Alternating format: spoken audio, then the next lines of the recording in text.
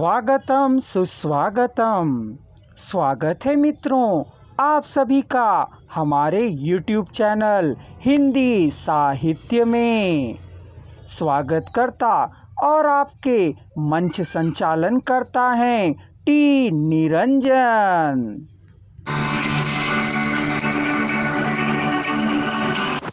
कन्हैयालाल मुंशी जी का जन्म भड़ोच गुजरात के उच्च सुशिक्षित भार्गव ब्राह्मण परिवार में हुआ था।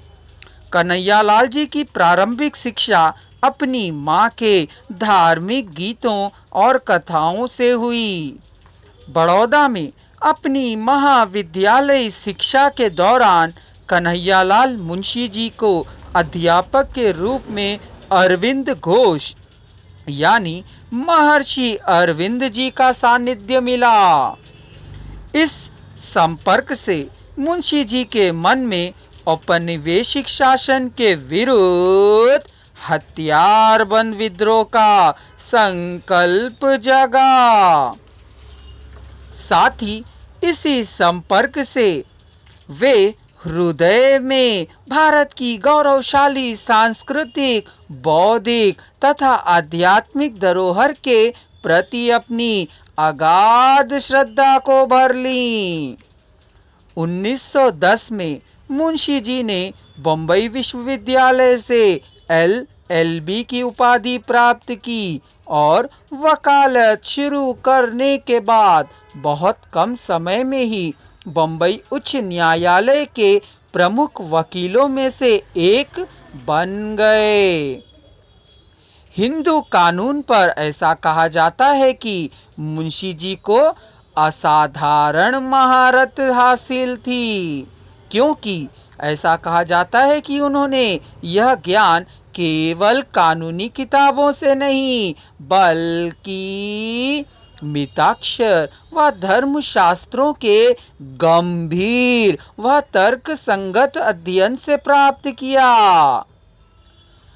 भारतीय विद्या भवन की स्थापना का श्रेय भी उन्हें ही जाता है। स्वतंत्रता संग्राम में उनके द्वारा कई योगदान भी किए गए।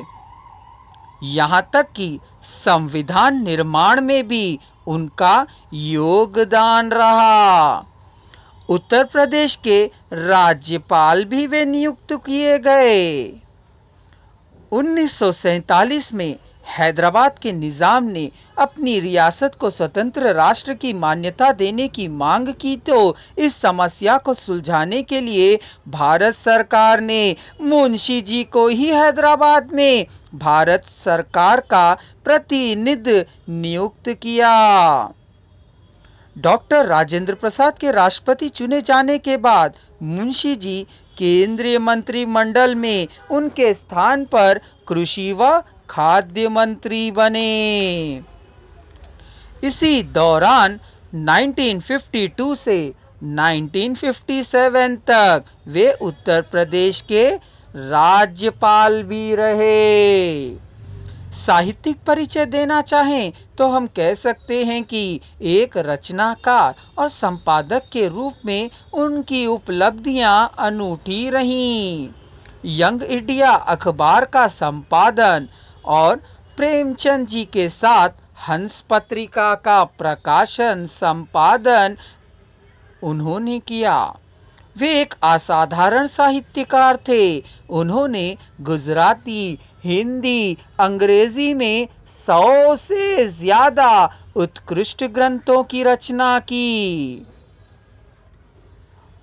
एक साहित्यिक सेवक के रूप में उन्होंने गुजराती साहित्य परिषद, संस्कृत विश्व परिषद और हिंदी साहित्य सम्मेलन की अगुवाई भी की। एक शिक्षाविद के रूप में भी उन्होंने शैक्षणिक संस्थानों की स्थापनाएं की। अफसोस 8 फरवरी 1971 को उनका निधन हो गया।